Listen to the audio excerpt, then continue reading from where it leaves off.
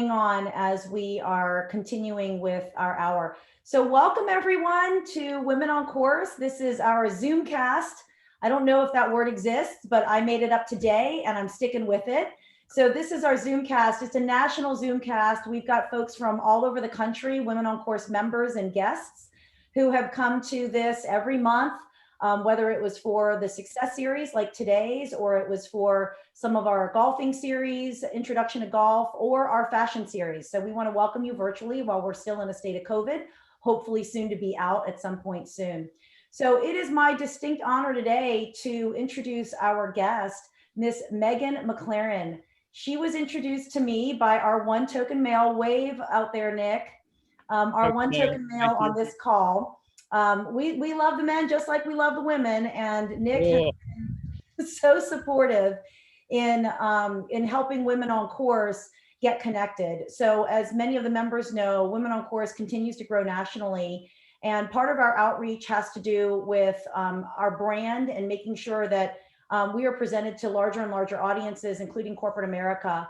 We're really excited about having well over 25,000 individuals in our community in over 15 cities. We have a number of different market leaders who are members that have stepped up in order to support our efforts in the cities, particularly with our in-person live events.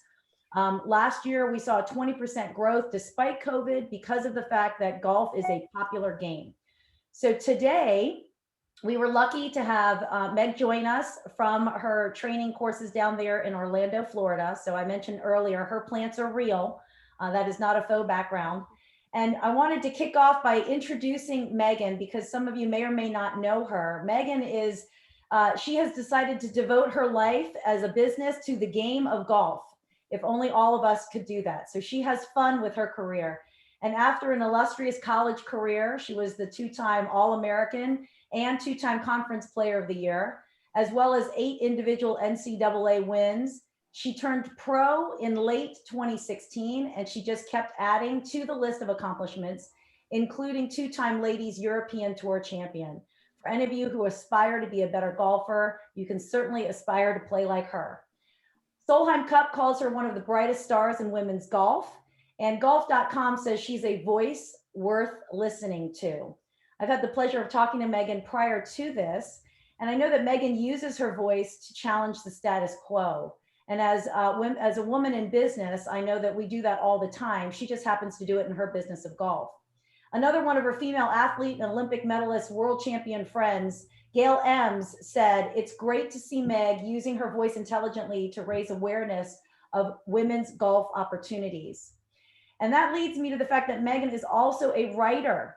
For anybody who is interested in not only following her in the Twitter sphere and the Instagram sphere, but you can also follow her at megmaclaren.com. She does have a blog that she puts out there, and she is such a proficient writer. I have read many of her blogs, and I think that you would find great interest in her commentary. So Meghan, with that, I hope I did you justice on the introduction, and I want to say thank you for joining us. Thank you for having me, Tina. I almost wish you'd said all that stuff at the end so that I don't have a reputation to live up to now. But no, I'm happy to be here and hope you can maybe get a little bit of insight into the golfing world from my perspective. So that sounds wonderful. Well, so, you know, it was interesting. I want to kick it off because I saw a social media post today, as a matter of fact, and a woman had posted the quote, "I hate golf. I hate golf. Nice shot. I love golf." And so I think that's how a lot of us feel when it comes to the game. And it's one of those games that, as you know, can be maddening from shot to shot. So you've decided to make a career out of it. I thought I'd open by asking, what keeps you going in this game? precisely that quote that you just read out. I think it's funny. People kind of assume that whenever you get to the professional level or the elite level in a sport, that you maybe don't find it as frustrating as beginners, and that I feel like that couldn't be further from the truth, because it's almost like whenever you know that your bar is, you know, this high, it kind of is even more frustrating when you don't reach that all the time. But golf is one of those games that, you know, you can't achieve the perfection, but every day you sort of feel like you might be able to, and that's kind of what keeps me coming back, you know, is that it's like that ongoing quest of of just how good can you be, no matter how many knockbacks it gives you, there's always that little prospect of, oh, maybe I can be good at this kind of thing. And so how did you start your golfing career? When was it that you first picked up a club? Where did the interest first arise? I was very young, like younger than I can remember, because pretty much everybody in my family play golf. So my sister kind of took the opposite route to me. She fought against it for as long as she could, whereas I just kind of dived right in, and I had a golf club in my hands probably before I could walk, knowing my dad. So both my mum and dad are good golfers, and it's just one of those things that was always a part of my life, from the beginning. So it was just normal to me to go to the golf course at weekends and go to the driving range after school and things like that. So I developed that passion for it pretty early on, to be honest. I think it's great that you had this as part of your family and your family activities, despite your sisters trying to push the other way on it. But I'm sure there's some really great memories surrounding that. What would you say? We all have that time where we say, "Oh, this game, it's just driving me crazy. I can't play." What did you feel is the Achilles heel for you in the game, if there is one? Um, I'd say it's maybe more of a confidence thing. It's like a maybe too much of a susceptibility to have the doubts, and if things go wrong, to kind of to believe that voice in your head that says, maybe you're not cut out for this, rather than, everybody knows what it's like in any area, whether it's sport or business. When things are going well, you kind of believe the hype about yourself, and it's easy to keep going and to keep believing that you're going to be successful. But whenever you kind of hit that stumbling block, or you have a few weeks where things don't quite go right, I can fall into the trap of kind of believing in that cycle, rather than breaking out of it quicker than than you would do otherwise, I suppose. Yeah, confidence is one of those topics that we bring up on our success series because I think it's ubiquitous with all people. And, you're talking about your inner confidence. It's not even, the confidence of the 6 inches to get to the cup as much as it's the confidence of the 6 inches between your ears. And so here you are on a national stage, international stage, and you've got the eyes of the world watching you when you play, right? We're lucky if we've got a couple friends that are going to go out with us and play. So when it comes to that confidence, tell me about what it feels like to be out in the world playing this game. I mean, it can be scary, I suppose, but exhilarating at the same time.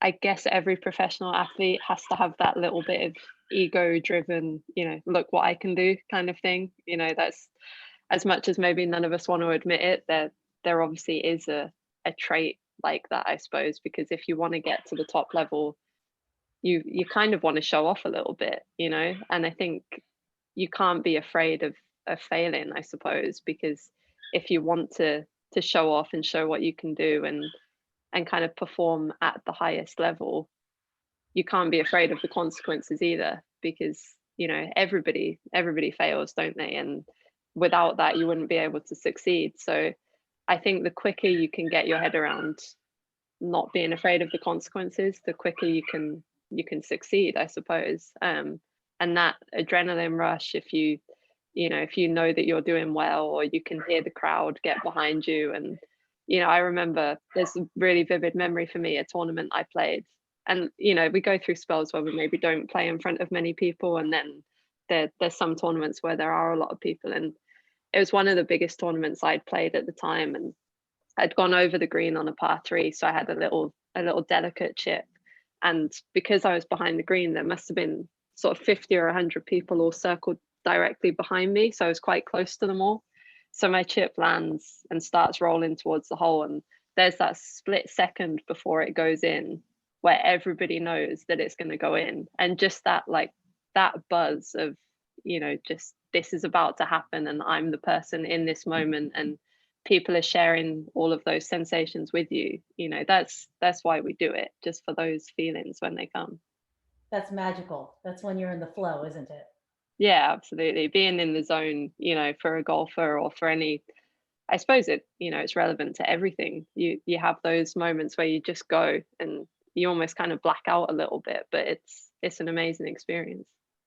So when we prep for this call, we unpacked a lot of different things. And we started with confidence, which is kind of a big topic. But we also talked about as a professional, you actually you have it pinned on your Twitter, which I know what that means now. I'm not so great with social media, Megan, to be honest with you, but I did go look and see that it was pinned, and I had already looked at it, but I went back and I reread your blog on the things that we don't talk about. And I love that blog because you were very upfront and forthright. And for those of you that don't know Megan, she's also been quoted on the national stage as kind of no punches pulled. She's going to tell you how it is, which is so refreshing, right? And when people are very focused on their brand and how they're presenting from a marketing standpoint, you always see what's glorious, but you don't always see what could be going on behind the scenes. And there's a lot of hope in what's going on behind the scenes, particularly I think for folks like ourselves that are, just trying to make it in whatever it is we're trying to do on that day-to-day basis, even if it's out on the golf course. And so Meg, I was wondering, when you wrote that article, the things that we don't talk about, what were you trying to get across with your words in that article? What would you share with our audience today?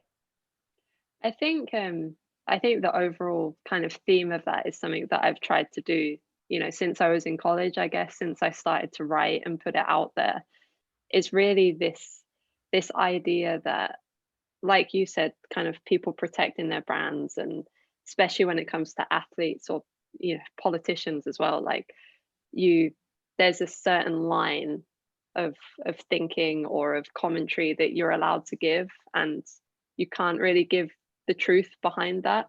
And it's always bothered me a little bit because we all experience these emotions and we all have bad days and we all have fights with the people that we care about, and it affects our mood and it affects our performance in whatever it is we're doing, and yet nobody really talks about it. And I feel like, especially for the younger generation, it's important to know that the people that you look up to deal with those things on a human level the same way that they do, as they're trying to make it and they're trying to be successful.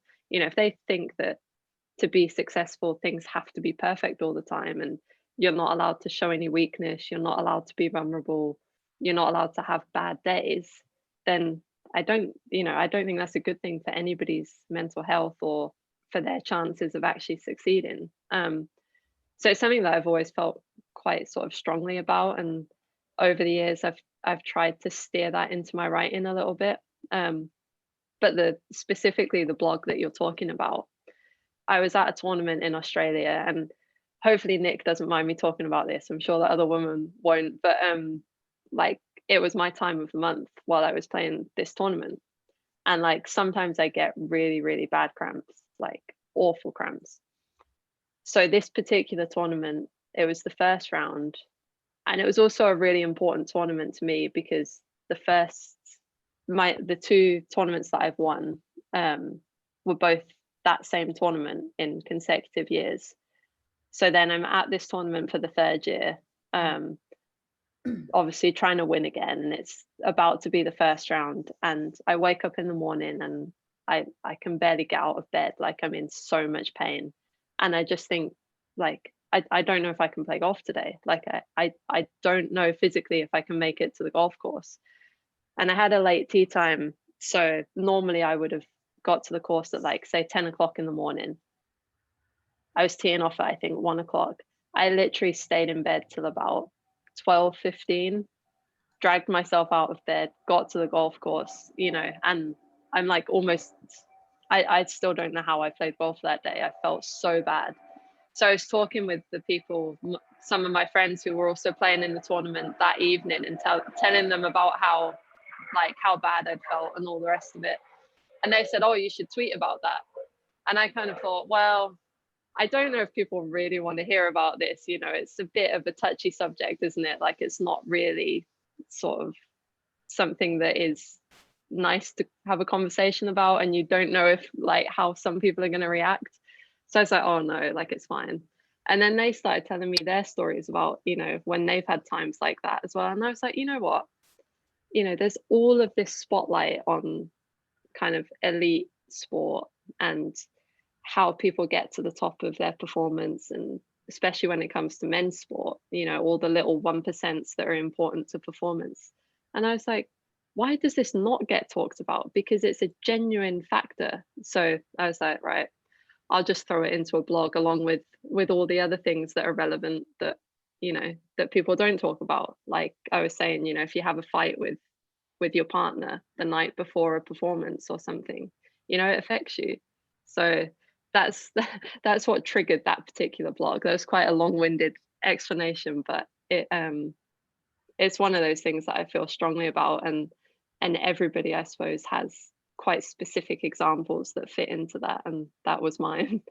Well, I think it's a brilliant example because you took the stigmatism away. I know your friends kind of prodded you on that to make you think twice about it, but you take the stigmatism away of being vulnerable. And, ever since I think Brene Brown came on the scene with all of her vulnerability talks, which are obviously popular on YouTube and TED Talks and all of that, I think it's becoming more and more a part of society to not necessarily boo-hoo your way through, all aspects of your day, but be more upfront and real about what it is that you're contending with, because it could, change the way in which you're going to perform that day, particularly if you are an elite athlete. And when you're coming in as a two-time winner and you're trying to do a three-peat on something, and there's all this, pressure for people that people are putting on you to make sure that you continue in that vein.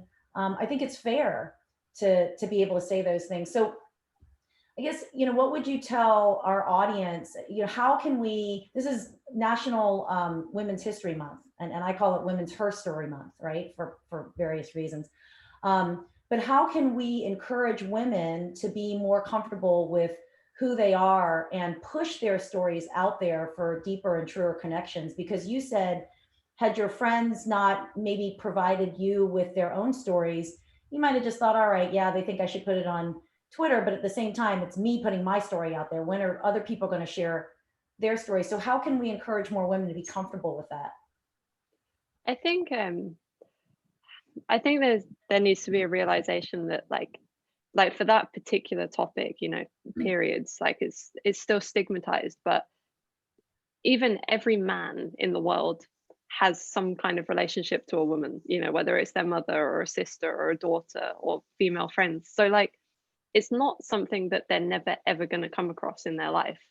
So I think the more we can start to realize that even if it's not comfortable to start with, it's not something that people have never ever thought about, and if you can be the person that breaks that first barrier of starting or initiating a conversation, then actually you'll find that people are far more comfortable and probably have their own stories and their own experiences and things that they really do want to share. I think there's always just got to be a person or a group of people that just kind of break down that first barrier, and then it becomes, it becomes more okay. Like you said, the stigma kind of is broken down, and I think it just takes people being brave initially and being okay with it. And like I'm lucky because I've had a lot of positive reaction whenever I've put stuff like that out there, and that just keeps encouraging me to be okay with doing that. I've had a little bit of criticism or a few nasty comments, but if you're going to use social media, then that's to be expected no matter who you are or what you say. You can be the most positive person in the world and somebody will have a problem with it. But the more reassurance you get from other people, the more you realize that these conversations are okay. And I think that that'll help everybody kind of reach more of their potential, I guess. Very true. In that part about being brave, I was going to ask you, so I'm glad you mentioned that you did get some criticism over it, because anybody who's deciding to be on the front lines and be a little brave is probably going to take the arrows as well. So mentally, you prepared yourself for the fact that that's just going to happen. And how do you sort through that? Do you just ignore it altogether? Do you take it in, process it, but take it back out on the golf course and swing a few and just pretend that each one of those balls is one of those negative comments and just clock it? How do you manage to the negativity? To be honest, I struggled with it a little bit initially. I wasn't used to getting bad things said about me, you know, or your character attacked by people that you've never ever met, and you think, God, like, I'm not like that. Like, what have I said to make somebody think that? And, you know, it would affect me a little bit. And sometimes I'd be, you know, I'd be trying to go to sleep at night and you'd be like, God, why is this bothering me so much? And you'd think of all these things that you want to respond with. And I'm like, no, just put the phone away, like, don't rise, don't rise. So I've gradually kind of come to realize that people will say things no matter what. Like, you just can't please everybody, you know, that is just the world that we're living in. And I think you just need to be okay with that. If you want to instigate a little bit of change or you want to initiate a conversation, you just have to come to terms with the fact that not everybody will like it. But, you know, there's so many sayings about, you know, if somebody criticizes you, or if you've got enemies, then it means that you're standing up for something. And that's kind of the way that I've taken it now. Is I feel like things are changing, you know, when it comes to women's golf and representation of women in the media. I do feel like we're in a better place than we were 5 years ago or 3 years ago, whenever I first started really talking about this stuff openly. So, you know, you only have to look back and kind of see that progress to realize that you need to be okay with a little bit of criticism, because it's gonna, hopefully it will lead to good things if it's what you believe in.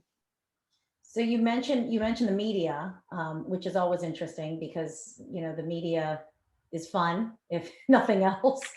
And so how do you feel as though, you know, golf remains, in my mind, in my opinion, primarily a male focused sport. They certainly receive more of the prize money. They receive more of the attention, more of the sponsorships, and media can play a big part in supporting the women and what they're trying to accomplish in that sport. What do you think is the difference? You mentioned it's changed even in the last 3 to 5 years. What do you think the difference is in how women in sports are portrayed in comparison to their male counterparts? I think there's a lot less storytelling from what I've been aware of, because I suppose there's simply less numbers, like, whenever it comes to the people putting those stories out there. So, like, the media involved with women's golf is not as many people as it is in men's golf. That's, you know, the simple truth of it. So that's only going to lead to a lower amount of, or a lesser amount of stories that are able to be shared, I suppose. And I think that to me anyway is a big part of what drives the argument of the interest level in women's golf in relation to men's golf. There's a lot of people who think that there just simply isn't enough interest in women's golf to allow for putting the money into it and to drive up those purses and the sponsorship numbers. But what they don't often realize is that because the media hasn't put as much kind of out there in your face about it, then they don't know to be interested, if that makes sense. You know, it's that age old thing of, if you can't see it, then you can't be it, kind of thing. So that's kind of the thing that I guess I try to push for the most, is for the media to really just get to know the athletes, because I feel like that's just there in a lot of men's sport. You know all about LeBron James and what he does, you know, away from basketball. But how many female athletes do you know that about? Because it's about a lot more than just the athletic performance. I think that the thing that drives a lot of interest is the human behind the athletic success. And that's where I think the media can really do a better job at getting to know the female athletes and pushing their stories out there to drive up the interest. Well said. When it comes to the Olympics, for instance, one of the reasons I love watching the Olympics, to your point, is that they do these great backstories, because we don't know these Olympians, right? I mean, they're in obscurity doing their sport, practicing for this one time to be on the world stage. And so we don't know them. But then NBC or whoever's spotlighting the Olympics for that year will do an amazing job in these backstories. They have really combed for the essence of humanity in who that that individual is. And then by the time they get to the starting block of whatever their event is, you're so vested in who they are as a person. You might not even watch, motocross or whatever it is that they're showing for the day, but you're just so vested in the person. You're like, I just want whoever this to win. And then you watch. So I agree with you that storytelling aspect is huge. So you do have a way of telling your story. You use your blog to use your voice. I don't know a lot of athletes that blog. I mean, I know a lot of, and it's their own personal words. I know a lot of people that use publicists and, they use the media, but they don't necessarily take their own words. They might tweet, you get a phrase here or there, but you put content out for everybody to see. And so why do you choose this athlete, or why do you choose this outlet? And how do you feel as though this has played out for you on the sports stage? Like, do they go hand in hand? Yeah, they do.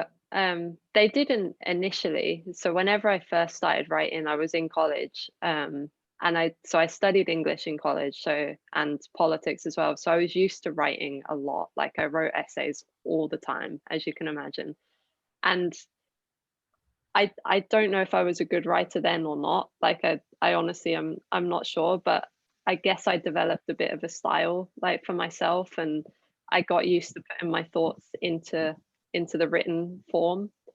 And eventually, maybe I just needed more friends, I don't know. But like I had so much in my head that I was like, let me just try and write it down and see what happens. And that's kind of how it started. And obviously because I play golf, that's kind of the only reason that golf was kind of became the subject of my blogs, was just because that was what was on my mind most of the time. But my early blogs were as much to do with kind of growing up and sort of finding yourself, and just all of those things that we all go through whenever we're kind of in our early 20s. And maybe that's what connected with people a little bit, was that we were all going through the same process kind of thing. And it surprised me, to be honest, that over the years it's kind of gained a little bit of recognition. And I don't really know why I carried on writing in the beginning, because I honestly wasn't even sure if anybody read them. I would just, I just have a thought, I would write it, I would get it out there, and I'd, just carry on. And then every so often I'd have a player come up to me at a tournament and say, I really like what you're writing, like it resonated with me and it really helped me, or something like that. And just one comment like that, every 6 months was enough for me to keep doing it, because I was like, obviously it's helpful for me to kind of make sense of my thoughts a little bit. But if it's helping somebody somewhere deal with something in their life, then then I'll keep doing it. And it's kind of just taken on its own little life in the little golf world. um and just something that I enjoy, and as long as other people enjoy it, I'll keep doing it. So do you now, you mentioned that your blog started off really in your 20s about, all the different things that you were going through. And now as you continue on with, how many years has the blog been going now? The first one I wrote was when I was 20, and I'm 26 now. So 6 years. So do you now feel as though your blog is moving into a new space? Are there themes you try to follow, or is it just, nope, it's what I'm thinking about today and this is what's going on the blog? Pretty much, yeah. So it's definitely more golf orientated now than it was in the beginning, because golf is my life now, basically. At least whenever I was in college, I had a few other things going on. But it's also been quite interesting for me, because I suppose the more I've matured, I've kind of gained a little bit more confidence, and I realize now, that certain things don't need to affect me as much as they maybe did whenever I was a little bit younger. So there's almost like less of a reason for me to write sometimes. But I think that steered me more towards writing to kind of try and promote a bit of change, rather than writing about my own kind of feelings quite as much. It's maybe things that I think are a bit more relevant to the wider kind of sporting world, and maybe how sport can reflect the things going on in wider society as well. So it's sometimes it's very, very personal and individual to my own golf performance, and other times it's, you know, it might be about whatever the president's doing, or, you know, things like that. It just depends what's going through my head, I suppose. Well, so expanding on that, because you just mentioned your age. I did not. You just mentioned your age on this. So we at Women on Course this year, we launched a mentorship program. And we have mentors across the United States. These are members that have chosen to support women that are interested in continuing to learn the game.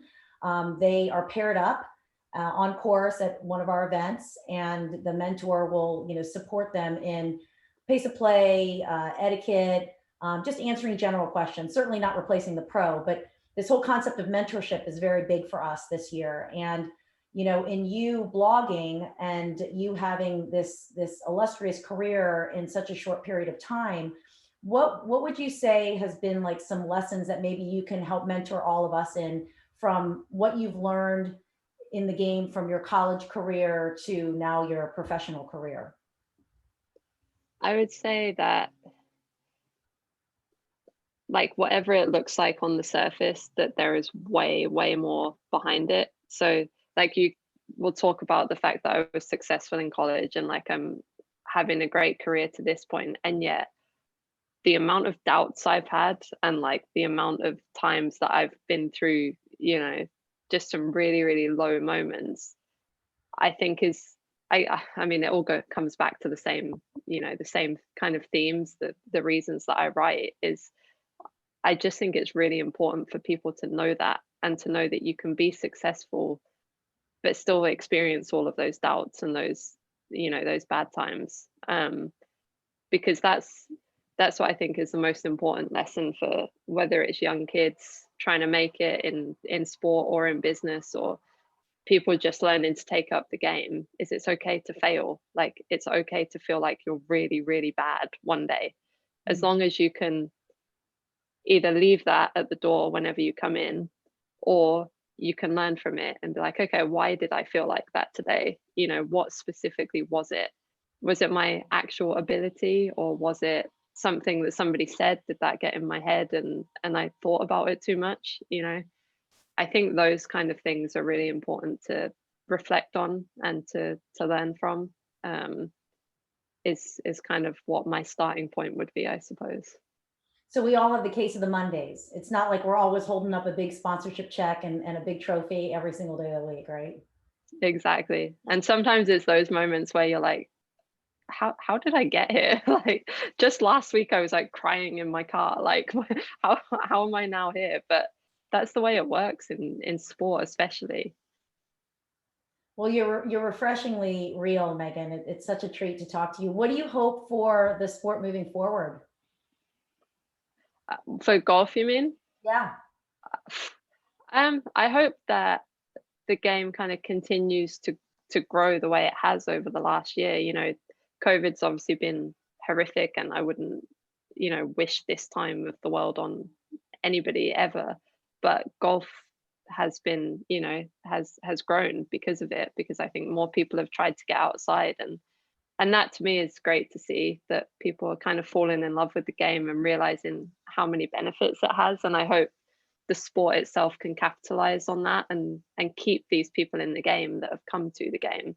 And then at every level, from the top of professional golf all the way through to kids in schools, I hope that women continue to kind of get more respect, and to be comfortable, saying to their boss that they play golf, or, that we can stand up on, on the national or international stage and command every bit of attention that the top male players in the world can command. I hope I feel like the game's moving in that direction, and I just hope it carries on like that.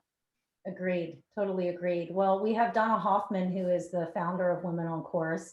And I know that she and I, along with all of our members, are certainly pushing for the growth of this game, especially when it comes to women out there.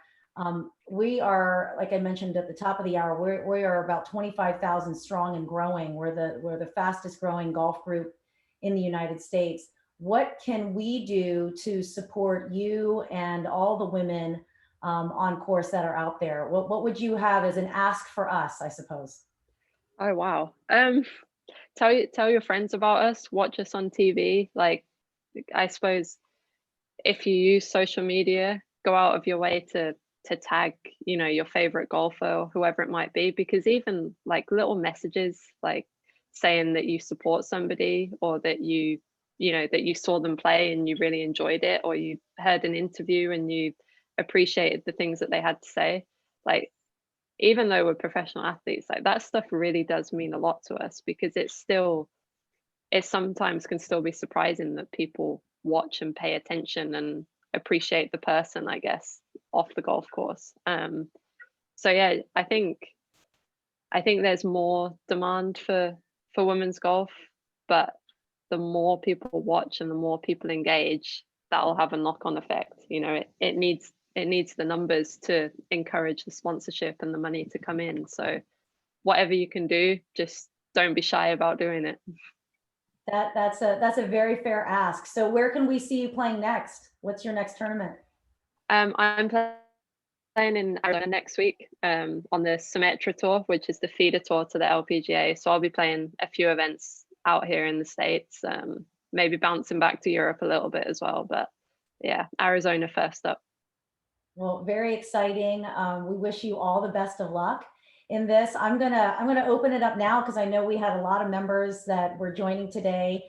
These are all avid golf players. Some of them may even be a little bit new to the game, but they probably have some questions. So I wanted to open it up to anybody who wants to make any comments or have any questions for Meghan. Tina, we did have one question. People want to know, who is Nick? Oh, Meghan, I'll let you answer. Who is Nick to you? I know who Nick is to me, but why don't we have Meghan answer who Nick is to her?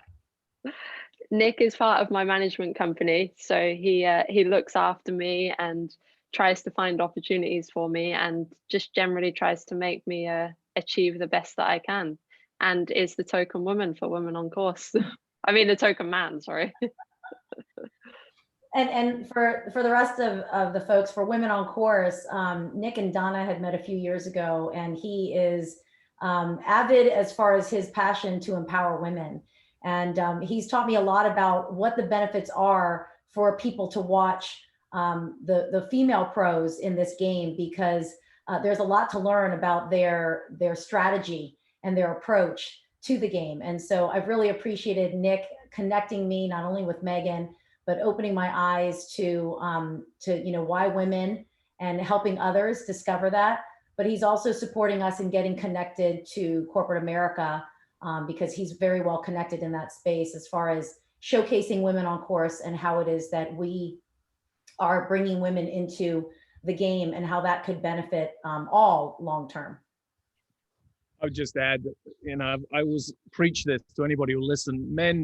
Amateur men will always learn more watching women professionals play golf than they will watching men professionals play golf. None of us can hit it men can't hit it like Bryson DeChambeau. He works out 10 hours a day, drinks 23 protein shakes a day. And, most of us sit around in an office and think we're going to go play well at the weekend. It doesn't work like that. So the women work to play golf, the women professionals, and their swing speeds are closer to very, very good men players. Not that very good men players could beat a women professional. They think they can, but they've got no chance. So all the men in your life, tell them to watch the LPGA and the Symetra Tour. They're going to learn a lot more. I see Bethany, one of our viewers, she said her son says the same thing to her every morning about how much he learns from watching women's golf. So there's another man that agrees. Watching women's golf is supportive of them. Babs had a question. She wanted to know, Meghan, what is it that gave you the biggest breakthrough in lowering your handicap? Oh, that's a good question. It was probably practicing my short game and my putting relentlessly. It was something that I enjoyed, but you see a lot of people just go to the driving range and that's kind of it for their practice. They just hit balls. But the more time you can spend around the greens, I promise you will cut shots off your handicap. Megan or Nick, what percentage of the shots taken are on or around the greens? Do we know that number? So Yeah, at 70. least half, yeah, over Yeah. half. So I think 70% from inside 100 yards or something along those lines, Meg, I think, isn't it? Yeah, and then obviously how many people would say that 70% of their practice time is short game and putting? It doesn't usually work like that. So you And can I was definitely get something out of that. I was at the range yesterday, and all the people who were there, all they did, they get 50 drivers, just hit drivers, driver. We only hit 14 drivers around, but you have 36 putts around, the potential for 36 putts. So as Meg said, if you can get 20% better at putting, then it's a lot easier. You're still going to hit the same drives, but you will hit less shots if you hold more putts. But people don't want to do it. They still haven't, even though Digest magazine says it every single month, they don't do it. Very true. Any other questions from our audience? And if you aren't able to unmute, you can always put it in the chat session. I wanted to give, I get to ask Meg a lot of questions, but I want to give our audience a chance.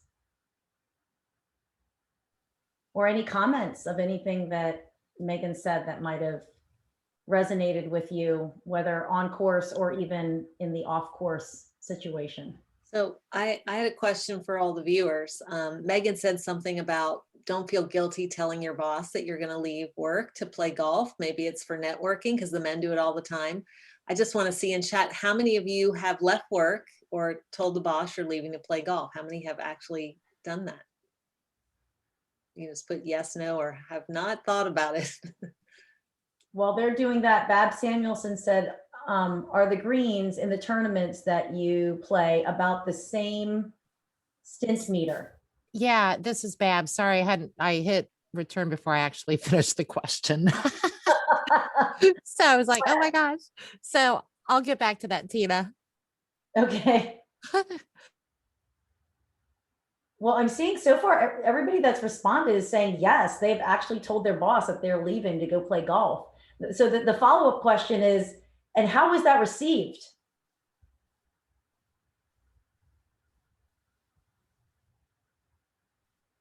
And you can answer live if you want.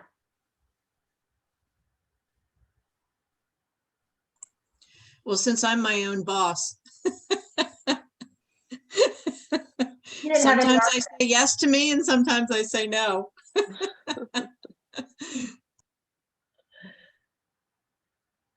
Yeah, I think I like to know where Bethany works because her boss said, enjoy and make a difference, which I think is great. Capital One. Capital One. Okay, that's a good company then. They support women actually doing that. That's great. So we have Abigail asks Meg, she'd love to know what your breakthrough moment was that inspired you to start your blog. So it's funny, the very first blog I wrote was, the title of it was called The Problem with Being 20. And it's funny because a lot of it is still relevant now, to be perfectly honest. But at the time, I was sat in a meeting somewhere, like for a golf, I think it was with England. So like an England training session. So they'd brought in some expert to give us a lecture on something or other. And he was talking about body language. And I don't know if any of you have watched there's like a TED talk with, I think it's Amy Cuddy, is that her name? About body language, right? And I had literally watched this TED talk like maybe a week before this sort of presentation that we were given. So I was sat there and I was like, I know that he's about to mention it because he kept referencing things from the TED talk. And I sat there and I was like, I want to talk to him about it, but it's like I was the student and he was the person in charge. And it just it really just got me thinking, at what stage do you become okay with sharing the kind of knowledge that you have, or ask the questions that you want to ask, and not just be in that capacity as I'm here to teach you something and you're just here to listen kind of thing. So I wrote about it, and that's, I think a few of the responses I got to that kind of made me realize sometimes you don't ever get away from from that kind of dynamic. You know, you find yourself in those situations all the time. But I guess the more you can embrace just, you know, just going for it and asking the questions if you want to ask the questions, it's, you know, that's a positive, I think. I think you bring up a good point, Meg, because, you know, one thing this world is probably lacking is a level of authentic curiosity that allows them to ask questions, to seek further to understand before being understood. And so we have a lot of people that want to be understood. So they're very quick to state what they want to state, yet they don't necessarily have total knowledge of the subject, or they haven't put themselves in someone else's shoes. They haven't taken the time to understand more before speaking. And so I think your comment of, you know, asking the question, I don't think that there's an age where you should stop asking questions. I think that, you know, for people to think that that's only relegated to those that are in school or just coming out of school early in life is silly. I mean, of course, younger people may have more authentic curiosity because they have less life experience, but I think you can always gain more by asking a good question. So I appreciate your answer on that. All right, Babs, I'm going to ask you to unmute because I can't go back to your start of your question and the end of your question. So just ask Meg your question. Hey, Meg, Babs here. First of all, thank you for joining us today. It's just been absolutely amazing. But my question is, and I fully believe it's all about the short game. But I have a problem. My original question is, are the stimp meters on the courses you play in your tournaments generally the same? Because I would think that would help you practice your putting, you know, from 4 feet to 10 feet to 30 feet. But with general golf in America, the stimp meters can run all over. So I find it difficult to practice. I have certain putting drills, but, you know, I find it difficult just because the stimp meters are also different. You know, you go to, you know, I can go play tomorrow and it's going to be an 8, and I can go play the next day at another course and it's going to be a 12. So I guess my question is, what is the best putting drills that you use when you have so many different stimp meters? Does that make sense? It absolutely makes sense. And thank you for your comments as well, by the way. But it's funny because I would say, first of all, the fact that you're actually aware of that puts you quite far ahead of the game anyway. Because it's amazing how many kind of amateur golfers don't realize that the reason their pace putting is so bad is because one day they play a course where, like you said, the stimp's 8, and then the next day it's 12, and they're like, well, why did I 3-putt so many times? But it's a problem that we still have on tour as well. You know, from tournament to tournament, there can be quite a big variance. And for me, at a tournament week, that's what I'll spend a lot of time doing, is just getting used to the pace of the greens at the beginning of the week. But one of my favorite pace drills, which you can take anywhere really, because it's the skill rather than what the green is doing, is to just simply lay out a box. So maybe it's so you start, say, 20 feet away or 30 feet away, and you create a little box that's maybe 10 feet wide, and each putt you hit has to finish past the previous putt, and you see how many balls you can fit into that box, basically. So you can make it as hard or as easy as you want, but the aim is obviously to get as many as you can within that 10-foot box. And if you leave one short of the previous one, then you start again. And I think something like that is just a really good way to develop the actual skill of pace control. And then, you know, if the greens change pace the next day, you've still got that same skill, and you learn to adjust for the actual pace of the green. I hope that helps a little bit. Yes, thank you so much. That's great. We have another question from Darcy Cantwell. She says, how does Megan handle the mental component of dealing with her competitors? That's a really good question, actually. I try to make it as much about myself as I can. There's a great saying in golf that your only competitor is the golf course. So you try, and obviously it can be hard at times, but you try and not think about what anybody else is doing, and you're just trying to play the golf course to the best of your ability. And in golf, if somebody plays better than you, then there's nothing you can do about that. You know, you can be a bad person if you want, and you know, rattle your clubs on the tee or try and make noise during their swing. But obviously, golf's not really a game where people do that. So the more you can just focus on what you're doing, the better, I think.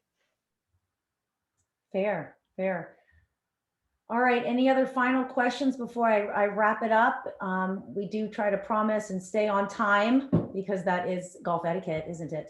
So if there are no final questions, you can either message or you can unmute.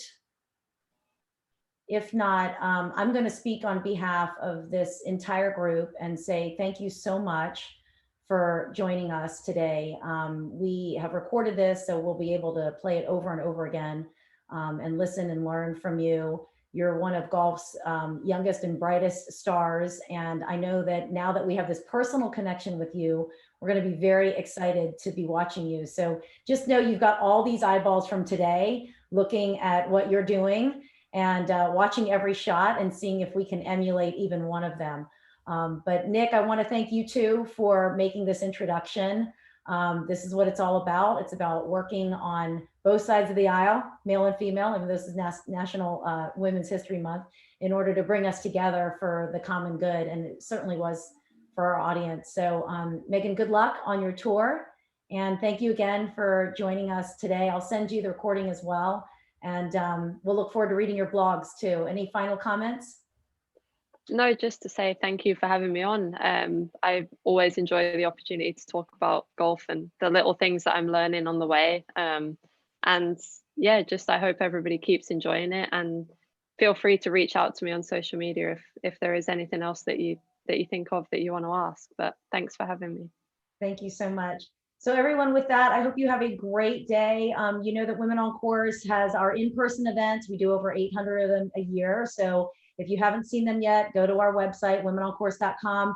If you've got an event in your area, it's already listed on the calendar. We hope to see you in person, particularly as the weather is warming up. Today is officially 70 degrees in the DC metro area, hence why Nick is outside taking the Zoom call. And we also have these virtual series, at least 2 to 3 a month. In the game of golf, in these business discussions that we're having, as well as in fashion, if anybody's into leisure wear, which is all that we wear these days when we do Zoom calls. So I hope everybody's having a great week out there. Love seeing you, and thank you for joining us.